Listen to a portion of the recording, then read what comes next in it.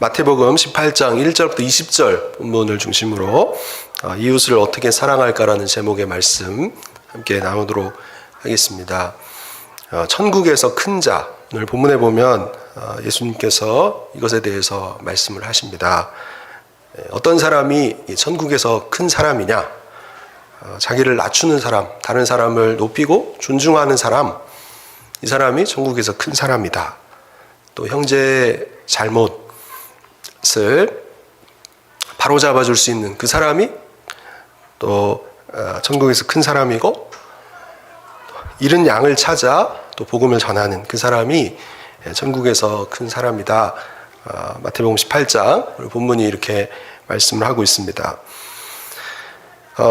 한마디로 오늘 본문의 내용을, 마태복음 18장의 내용을 정리하자면 이웃을 사랑하라는 것입니다. 그렇다면 우리가 나 말고 주변 사람들을 왜 사랑해야 하겠습니까?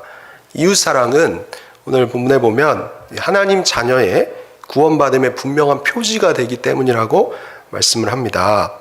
구원과 이웃 사랑이 관련이 있다는 거죠. 이웃 사랑에서 구원받는 것이 아니라 예수님을 믿어서 죄 용서 받고 또 지옥과 마귀와 죽음의 세력으로부터 구원함을 받은 사람은 그 은혜에 감사해서 원수까지도 사랑할 수 있는 사람으로 바뀌게 된다는 것이죠. 이러한 사랑의 열매가 있을 때 구원 받았다는 것을 확실히 알게 된다. 오늘 본문이 말씀을 합니다. 이웃 사랑이 영원한 불에 던져지지 않은 열매와 증거라고 예수님께서 말씀하시기 때문에 우리가 이웃을 사랑해야 합니다. 구원받기 위해 사랑하는 것이 아니라 구원받았기 때문에 하나님의 은혜에 감사해서 예수님을 믿는 자는 마땅히 더욱 이웃을 사랑해야 한다는 것이죠. 그리고 왜 두 번째로 이웃을 우리가 사랑해야 할 것인가? 이웃을 사랑하는 사람이 천국에서 큰 자이기 때문입니다. 하나님의 나라를 이웃을 사랑하면 내가 누릴 뿐만 아니라 다른 사람들도 누리게 하기 때문에 이웃 사랑에는 죽음 이후에 하나님 앞에서의 칭찬과 상급이 은혜로 주어진다는 것이죠. 그렇다면 어떻게 이웃을 사랑할 수 있을 것인가? 제가 서두에 말씀드린 것처럼 오늘은 이 두 가지만 말씀을 드리려고 합니다. 우선 자기를 낮춤으로 우리는 이웃을 사랑해야 하고, 두 번째로 또 형제의 잘못을 바로잡아 줌으로 이웃을 사랑해야 합니다. 저를 따라해 보겠습니다. 자기를 낮춤으로 이웃을 사랑합시다. 자기를 낮춘다는 것은 다른 이웃을 높이고 존중해 주는 것을 의미합니다. 예수님을 믿는 하나님의 자녀는 자기를 낮추고 다른 사람을 존중히 여기고 높여줌으로 이웃을 사랑하기 위해 더욱 힘써야 한다는 것이죠. 오늘 보면 마태복음 18장 1절에 보면 예수님의 제자들이 예수님께 질문을 해요. 천국에서는 누가 큽니까? 제자들이 예수님께 질문을 합니다.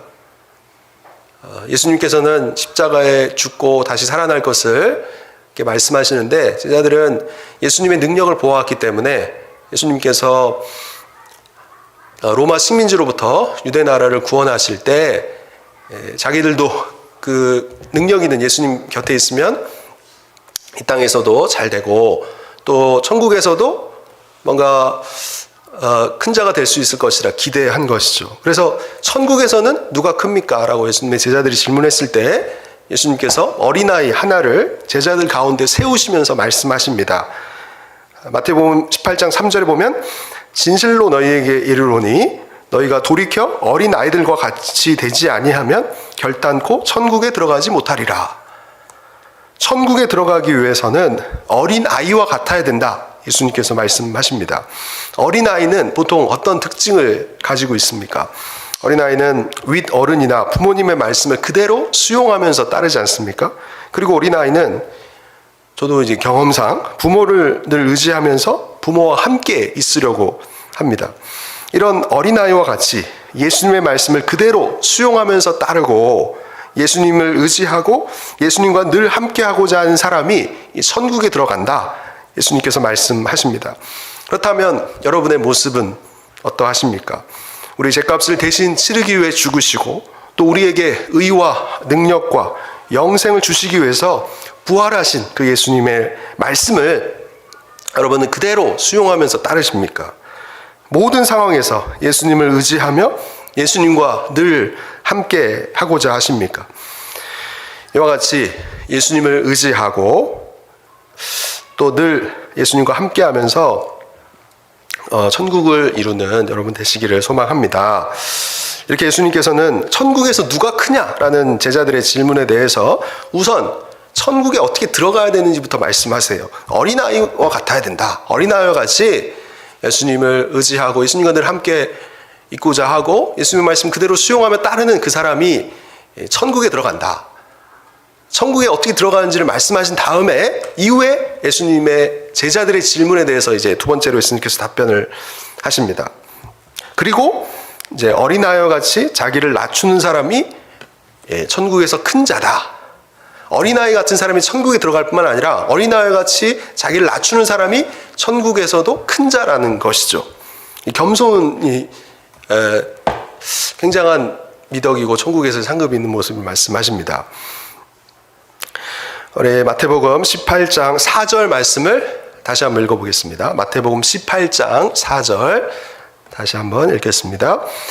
그러므로 누구든지 이 어린아이와 같이 자기를 낮추는 사람이 천국에서 큰 자니라. 어린아이와 같이 자기를 낮추는 사람이 천국에 들어갈 뿐만 아니라 천국에서 큰 자다고 예수님이 말씀하시죠. 하나님 앞에서 어린아이와 같이 자기를 낮추는 사람은 사람들 앞에서도 자기를 낮추면서 다른 사람을 높이고 존중히 여길 수 있습니다. 이렇게 우리가 자기를 낮추면서 우리 이웃, 형제를 높이고 존중히 여겨야 할 것입니다. 예수님께서는 이 마태복음 18장 5절에서 무엇이라고 말씀하시냐?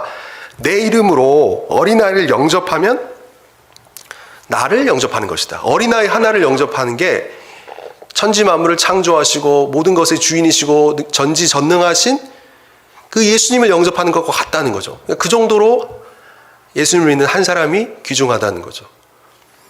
그리고 마태복음 이제 18장 6절에서 9절에 보면 뭐라고 말씀하시냐? 나를 믿는 작은 사람을 실족하게 하면 연자맷돌, 이 짐승들이 매는 큰 돌이거든요. 어마어마하게 큰 돌을 목에 달고 깊은 바다에 빠져 죽는 것이 낫다. 실족하게 하는 그 사람, 예수님을 믿는 작은 사람을 실족하게 하면 화가 있다. 손이나 발이 범죄하면 찍어버려라. 예수님이 이렇게 무섭게 말씀하세요. 눈이 범죄하면 어떻게 하라? 빼어내버리라. 예수님께서 그렇게 말씀하십니다.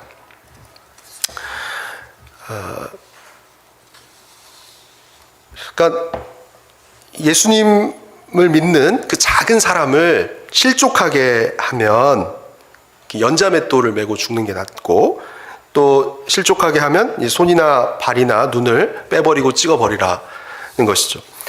그리고 마태복음 이제 18장 10절 말씀에도 보면 작은 자 중에 하나도 업신여기지 말아라. 그들의 천사들이 하늘에 계신 아버지의 얼굴을 항상 뵙는다 말씀하십니다. 마태복음 18장 10절에 보면 작은 자를 업신여기지 말라. 그 이유는 배후에 하나님 아버지가 계시기 때문이라고 말씀합니다. 이 말씀에 보면 이제 천사가 나옵니다. 이 마태복음 18장 10절 읽진 않겠는데 마태복음 18장 10절에 보면 천사가 나오는데, 여러분 수호천사 이런 얘기 들어보셨죠? 근데 성경에는 이것을 지지하지 않습니다. 수호천사라는 건 없어요. 이 말씀은 하나님께서 이 천사들에게 하나님의 자녀, 이 땅의 작은 자를 돌아보게 하신다는 의미입니다. 즉 이것은 하나님께서 예수님 믿는 작은 사람에게 엄청난 관심이 있다는 말씀이죠. 만약에 수호천사가 있다면 교통사고 날 일이 없을 거고, 또 감기 드는 사람, 아픈 사람도 없을 텐데 그런 게 아니죠. 이 말씀은 하나님께서 예수님 믿는 이 작은 사람에게 관심을 갖고 계셔서 천사들에게 사랑하는 하나님의 자녀들을 섬기게 하신다는 말씀입니다. 이런 하나님의 사랑받는 자녀를 실족하게 하면 하나님께서 귀히 여기시는 존재를 망가뜨리는 것이기 때문에 큰 잘못이라는 거죠. 교회 온 사람을 업신여기고 무시함으로 교회 안 나오게 하고 또 신앙을 버리게 하면 실족하게 하는 거 아니겠습니까? 이것은 큰 잘못인 거죠. 그래서 예수님의 말씀을 지금까지 예수님의 말씀을 종합해 보면 예수님의 이름으로 어린아이를 영접하는 것은 예수님을 영접하는 것이다. 예수 믿는 사람을 실족하게 하면 연자맷돌을 메고 깊은 바다에 빠지는 것이 낫다.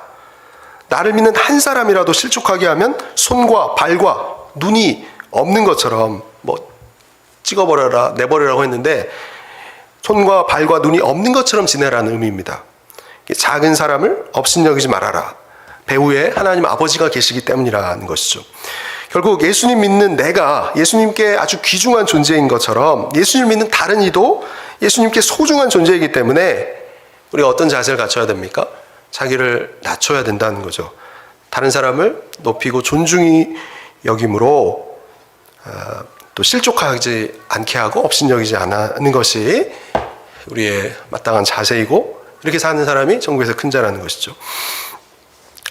마태복음 18장 1절부터 14절 이 말씀에 보면 겸손할 것에 대해서 말씀을 하는데 우리가 나그네 길을 가는 동안에 주위 사람들과 어떻게 지내야 할 것인가를 예수님께서 말씀해 주십니다.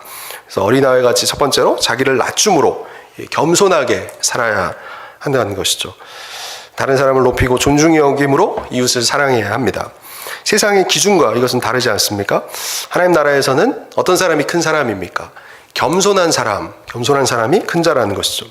그렇다면 큰 자가 되기 위해서 우리가 겸손해야 되는가? 그게 아니라 하나님의 자녀가 제대로 사는 모습이 겸손 그 자체라는 것이죠. 마태복음 18장 4절에서 겸손함은 자기가 결정하는 것임을 예수님께서 말씀하십니다. 우리 마태복음 18장 4절 다시 한번 읽어보겠습니다. 마태복음 18장 4절 읽어보도록 하겠습니다. 그러므로 누구든지 이 어린아이와 같이 자기를 낮추는 사람이 천국에서 큰 자이니라. 스스로 자기를 낮추는 사람, 이 겸손함은 자기가 결정해야 한다는 것이죠. 여러분이 겸손하고 싶으면 겸손하십시오. 그리고 교만하고 싶으면 교만하십시오. 이처럼 이 겸손과 교만은 스스로 결정하는 일이죠.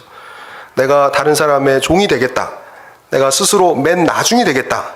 내가 형편없는 대접을 받아도 이제부터는 불평하지 않겠다. 이렇게 결정하는 것이죠. 이것이 말처럼 쉽지 않지 않겠습니까? 그래서 이제 성도가 기도를 해야 하는 것이죠. 교만은 저절로 되기 때문에 하나님을 의지하거나 기도할 필요가 없지만 겸손은 기도해야 하고 또 스스로의 이런 결단이 필요합니다.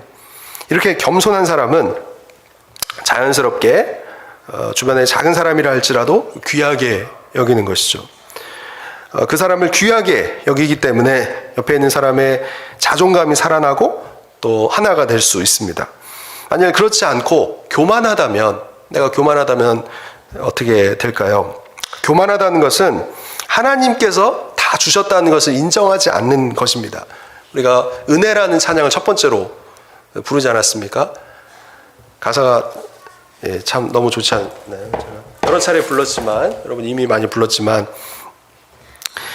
내가 누려왔던 모든 것, 지나왔던 모든 시간, 걸어왔던 모든 순간, 또 아침 해가 뜨고 저녁의 노을, 봄의 꽃향기와 가을의 열매, 변하는 계절의 모든 순간이 당연한 것이 아니라는 거죠. 이것이 하나님의 은혜다. 이렇게 교만하다는 것은 하나님께서 모든 것을 다 주셨다는 것을 인정하지 않는 것이 교만입니다. 겸손은 모든 것이 당연한 것이 아니요 하나님의 은혜였습니다라고 고백하는 것이 겸손인 것이죠. 좋은 대학, 또 좋은 직장에 들어가고 좋은 머리가 있는 것, 자기가 잘나서가 아니죠. 또 머리가 좋고 성실하고 끈기가 있고 집중을 잘한다. 이것도 다 하나님께서 주신 것이 아니겠습니까? 교만할 때 제일 큰 문제가 무엇이냐? 하나님께서 주셨다는 것을 인정하지 않고 감사하지 않고 예배하지 않는 것이죠. 자기가 잘났기 때문에 요만한 사람은 감사할 것이 없습니다. 사무엘하 5장 12절에 보면 다윗이 여호와께서 자기를 세우사 이스라엘의 왕으로 삼으신 것과 그의 백성 이스라엘 위하여 그 나라를 높이신 것을 알았더라 이렇게 말씀하고 있습니다. 다윗은 하나님께서 그동안의 모든 과정을 통해서 자신을 왕으로 세우셨던 것을 알았던 것이죠. 반면에 역대하 26장 16절에 보면 유다 왕 우시아라는 사람이 나옵니다. 이 우시아 왕은 교만해서 나중에 이제 나병 환자로 살다가 결국은 죽게 되는데요.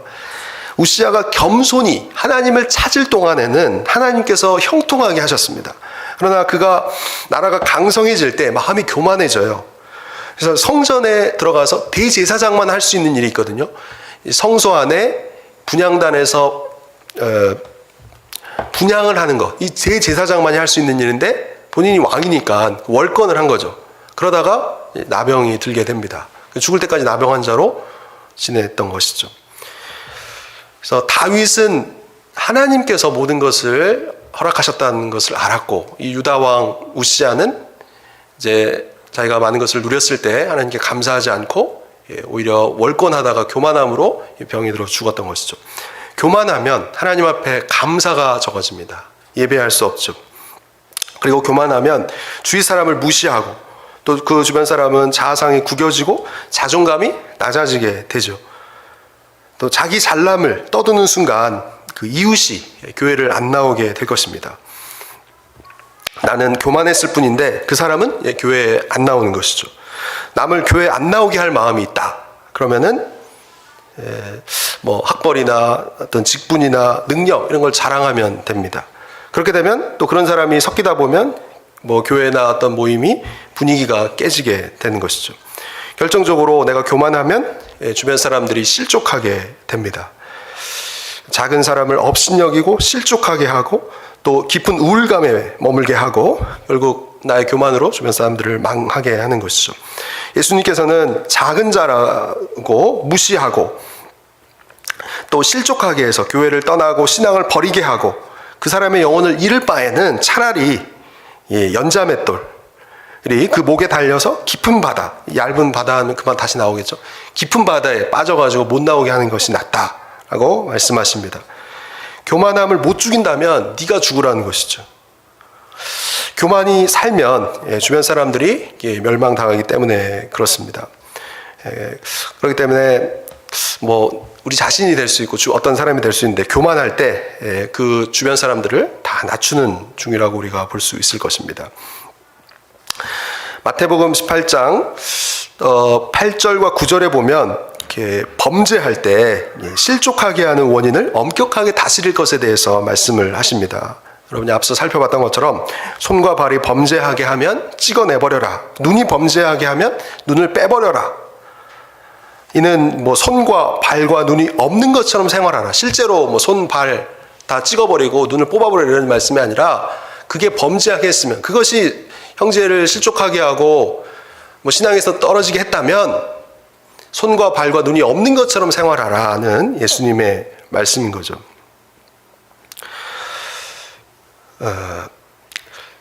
그래서 죄에 대해서는 형제를 실족하게 하는 이런 죄에 대해서는 단호할 것에 대해서 예수님께서 이렇게 말씀하십니다. 우리가 이웃을 존중히 여기지 못하고 혹 업신여기거나 이러한 마음들이 있다면 이것을 당장 이렇게 고쳐야 하고 단호해야 한다는 것이죠. 마태복음 8장 1절과 14절 전체를 통해서 우리가 이웃을 사랑하는 것이 마땅한 성도의 의무인데 겸손해야 될 것에 대해서 말씀을 드렸습니다. 다른 사람을 높이고 존중해야 한다는 것이죠. 이 말씀을 통해서 이 교만이 큰 문제임을 알고 우리가 혹여나 우리의 잘못된 태도로 인해서 다른 이들을 실족하지 않도록 애써야 할 것입니다. 겸손과 마찬가지로 교만도 자기가 결정하는 것 아니겠습니까? 그래서 항상 제일 좋은 모습은 다른 사람을 존귀히 여기는 태도를 우리가 갖는 거 아니겠습니까? 서로 우애하고 존경하기를 먼저 해야 하는 것이죠. 모든 사람을 존경하는 습관을 들여야 할 것입니다. 어떤 사람이 나보다 좀 못한 것이 있다면 뭐 그 사람의 상황상 그가 그 상황에서 최고로 할 수 있는 모습이 아니었겠냐 이렇게 생각하면서 다른 사람을 높일 수가 있겠죠.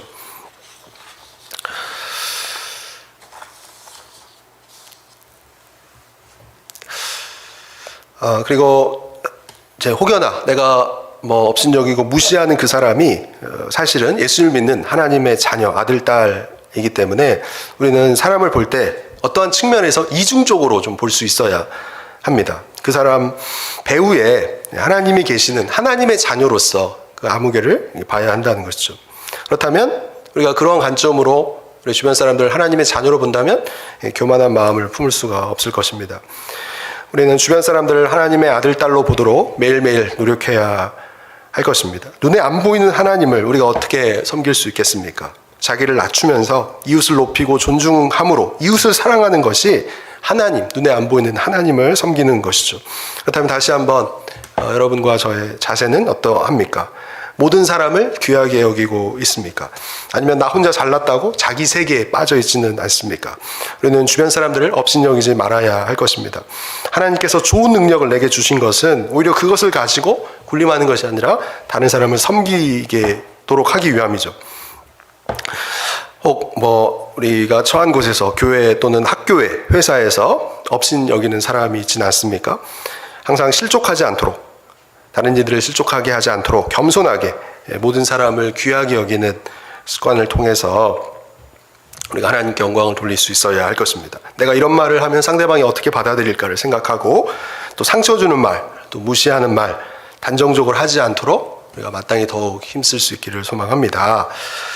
이렇게 우리가 어떻게 이웃을 사랑할까? 첫 번째로 다른 사람을 존중히 여겨야 한다는 거죠. 배후에 하나님 아버지께서 계시고 또 그러지 않을 때 하나님께서 오늘 본문에서 예수님께서 연자맷돌을 메고 죽는 게 낫지 않냐, 손과 발과 눈을 뽑아버리고 찍어버리는 게 낫지 않냐, 이 정도로 나도 소중하지만 우리 주변 사람도 소중하기 때문에 서로를 배려하고 존중히 여김으로 우리 이웃을 사랑해서 천국에서 큰 자로서 하나님께 영광을 돌리기 소망합니다. 두 번째로 우리가 자기를 낮출 뿐만 아니라 여기서 멈춰서는 안 되고 형제의 잘못을 바로 잡아줌으로 이웃을 사랑해야 한다고 예수님 말씀합니다. 저를 따라해 보겠습니다. 형제의 잘못을 바로 잡음으로 이웃을 사랑합시다.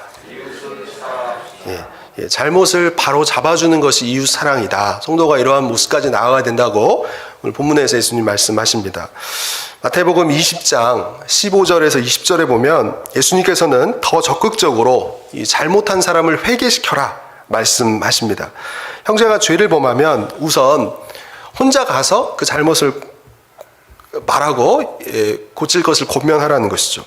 다음으로 이제 본인만 갔는데 듣지 않으면 이제 두세 사람을 데리고 입마다 말마다 입으로 말마다 확증하게 하라. 이렇게 예수님께서 말씀하십니다. 부부싸움을 했는데 시어머니 아니 친정 어머니를 데리고 이렇게 가는 게 아니고 이제 만약에 화해할 상황이 아니면 목사나 장로님 이런 좀 이제 보편적인 그분들을 데리고 가서 이제 뭐가 잘못됐는지를 이렇게 얘기하는 게 참 지혜로운 방법이라고 할 수 있습니다.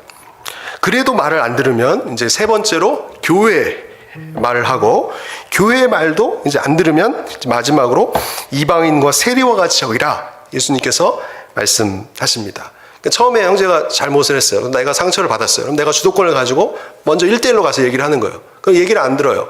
그러면 두세 사람 이제 또 공정성이 있는 그 두세 사람을 가지고 데리고 가서 얘기를 하고 그래도 안 들으면 교회에 얘기를 하고 교회 말도 안 들으면 그 교회 리더십의 권위에 순복하지 않으면 이제 이방인과 세리와 같이 쫓아내라는 거죠. 이게 치리할 것에 대해서 예수님께서 말씀하십니다. 형제와 이웃을 실족시키지 않음이 중요하지만 여기서 멈춰서는 안 되고 그들을 온전케 만들 책임이 성도에게 있다라고 예수님께서 말씀하십니다. 잘해준다고 해서 그 사람이 잘못을 범했음에도 불구하고 가만히 있는다면 또 다른 의미에서 형제를 실족하게 결국 하는 것이죠. 어둠에 빠져서 헤어나오지 못하게 하는 일입니다. 실족시키는 것이 이 적극적인 죄라면 죄를 범한 형제를 그냥 가만 놔두는 것은 소극적인 죄라고 할 수 있습니다.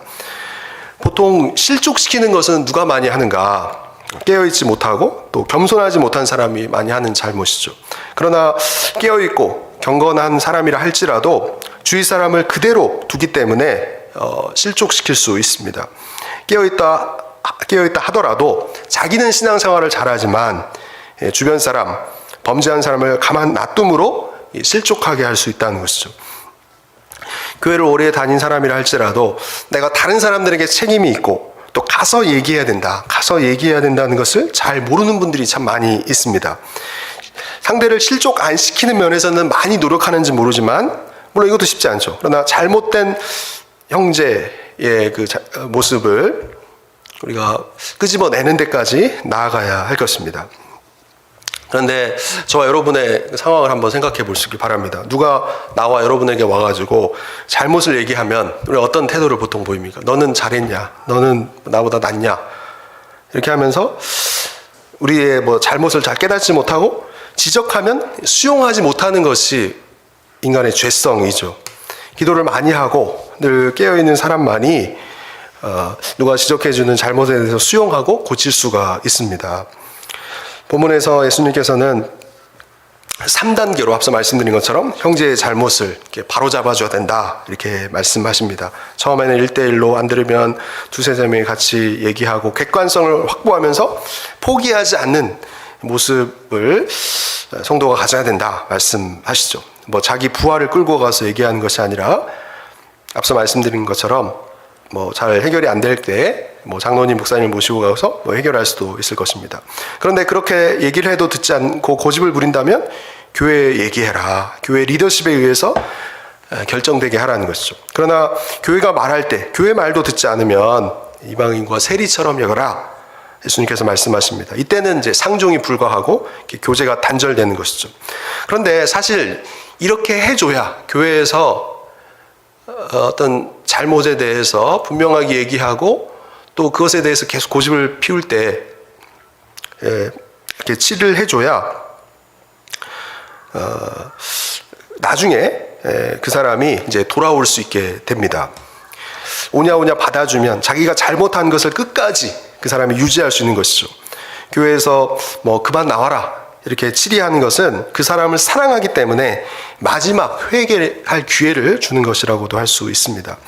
고린도전서 5장 2절에 보면 사도 바울은 아내를 취한 이 고린도인들의 음행에 대해서 그러한 자를 어찌 쫓아내지 아니하였냐. 아버지의 아내를 취한 교인이라고 하면서 아버지의 아내를 취한 그 사람의 잘못에 대해서 그 사람을 왜 쫓아내지 아니하였냐 이렇게 책망합니다. 그렇게 할 때 다시 돌아올 기회가 생기기 때문에 그렇죠. 단절은 때리는 것보다 더 효과가 있습니다. 그래서 교도소에도 보면 죄인들 중에 가장 이제 큰 처벌이 독방에 가두는 것이라고 하지 않습니까? 때리는 것보다 이 교제의 단절이 참 무서운 것이죠. 그래서 교회에서 나간 자들에 대해서 우리가 어떠한 태도를 가져야 하는가? 우리 교회는 그런 경우가 거의 없는데 저는 이제 기독교를 하면서 딱 한 번 그렇게 하는 경우가 있어요. 근데 그 이후에 공격을 받기도 했지만 그런 경우가 앞으로 우리 교회에서 또 생길 수가 있는데 교회에서 어떤 권징을 통해서 이제 교회에 나간 그 사람에 대해서 교회가 결정을 했으면 우리는 이렇게 협조를 해야 되는데 교회에 나간 사람과 자꾸 어울리는 경우가 있습니다. 단절을 시켰는데 이 사람을 계속 품어주는 것이죠. SNS에 답을 단다든지 이런 방법을 통해서 이렇게 징계를 받은 사람과 이렇게 계속 교제하는 경우가 있습니다. 그래서 앞서 말씀드린 제 말을 오해하지 않았으면 좋겠어요. 저는 지금까지 징계를 행한다든지 권징을 행한 경우가 없어요. 그래서 제 말을 오해하지 않고 들으시면 좋겠습니다. 이게 교회에서 공식적으로 네가 이런 잘못을 했기 때문에 우리 교회 오지 마라 이런 결정을 내린 사람에 한해서 말씀드리는 거예요. 스스로 나가는 경우 말고요. 이렇게 교회에서 그 사람이 회개가 없어서 내보냈는데 자꾸 댓글을 달고 만나고 그러면 이제 그 사람을 통해서 불만을 듣게 되고 교제하게 되면서 그 사람도 나중에 나갈 가능성이 아주 커집니다. 그 사람의 불만을 계속 듣게 되니까 물들게 된다는 것이죠. 성경은 노를 품는 사람과 사귀지 말라 이렇게 말씀합니다. 나갈 때 교회에서 치리할 경우에 그만한 이유가 있는 것이죠. 때로는 은밀한 죄가 그 사람에게 있을 수 있습니다. 나가면서 분하니까 이런 얘기는 안 하고 본인이 억울한 희생양처럼 다른 얘기를 하고 나가는 것이죠. 교회에서는 그 사람의 프라이버시가 있기 때문에 다음에 다시 돌아오도록 그런 얘기를 안 하는데, 이런 얘기를 안 듣고 또 상대방 얘기만 듣고서 동조하고, 그러다 보니까 목사님을 좋게 안 보는 거죠. 사랑도 없는 목사의 설교가 오겠습니까? 교회 나간 사람의 얘기를 듣고 계속 자기도 분노를 쌓아 놓는 것이죠. 잠언 22장 24절 25절에 보면 노를 품는 사람과 사귀지 말며 울분한 자와 동행하지 말지니 그의 행위를 본받아 내 영혼을 올무에 빠뜨릴까 두려움이니라, 이렇게 말씀하고 있습니다. 불평이 분명하게 전달이 됩니다. 우리는 불평, 불만이 누구나 다 많은 사람인데 성령의 능력으로 말씀과 기도 생활을 통해서 이것을 이제 억누리고 있는 중인데, 누가 옆에서 또 불평을 많이 하면 동조가 될 수밖에 없는 것이죠. 성경은 노를 품는 자와 사귀지 말라 이렇게 명령합니다. 그렇다면 여러분의 그 대인관계는 어떠하십니까?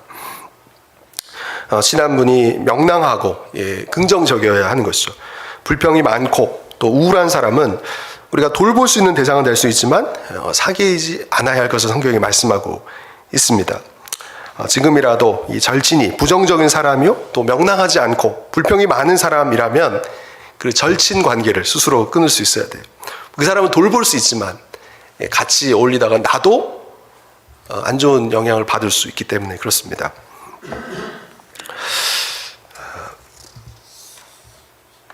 교회 보면 치리권이 있습니다. 신학적으로 보면 참된 교회의 세 가지 특징이 있어요.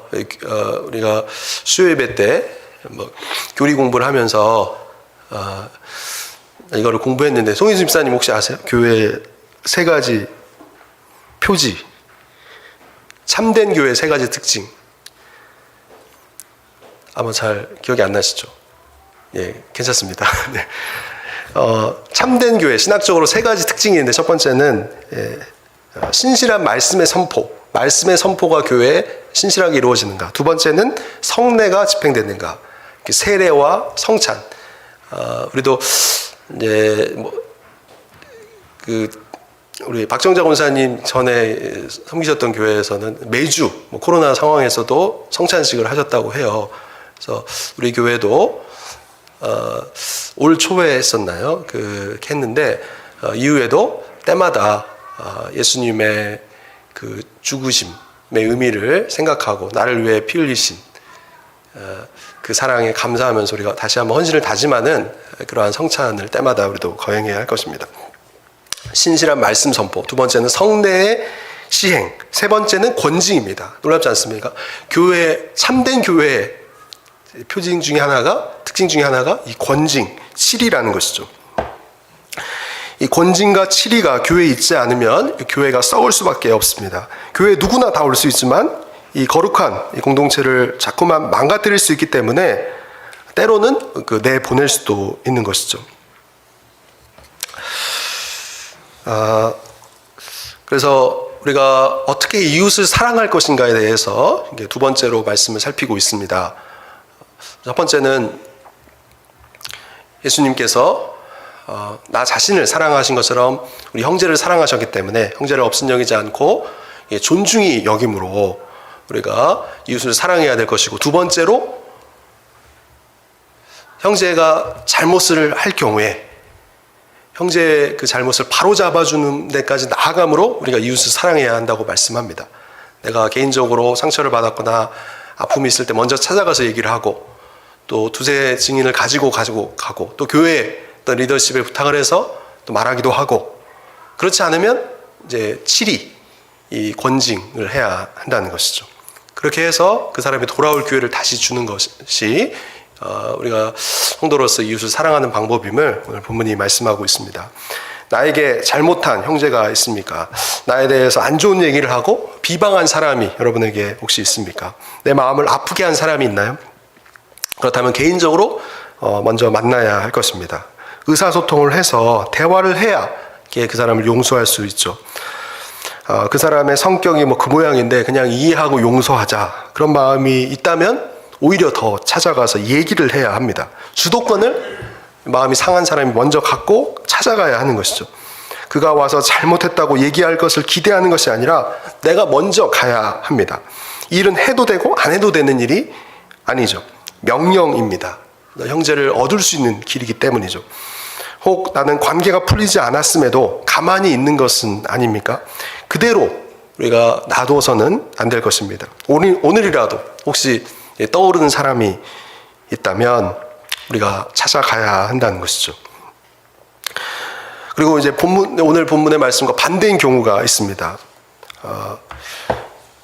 상대방이 잘못했어요. 나한테 내가 잘못한 것이 없는데, 근데 그가 와서 오히려 이제 화해하자고 나를 찾아올 경우에 우리는 어떻게 해야 하겠습니까?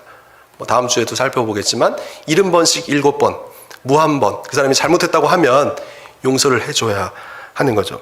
로마서 12장에 보면 할 수 있거든 모든 사람과 더불어 화평하라 이렇게 말씀합니다. 오늘 이 말씀을 통해서 두 가지를 여러분이 꼭 기억했으면 좋겠습니다.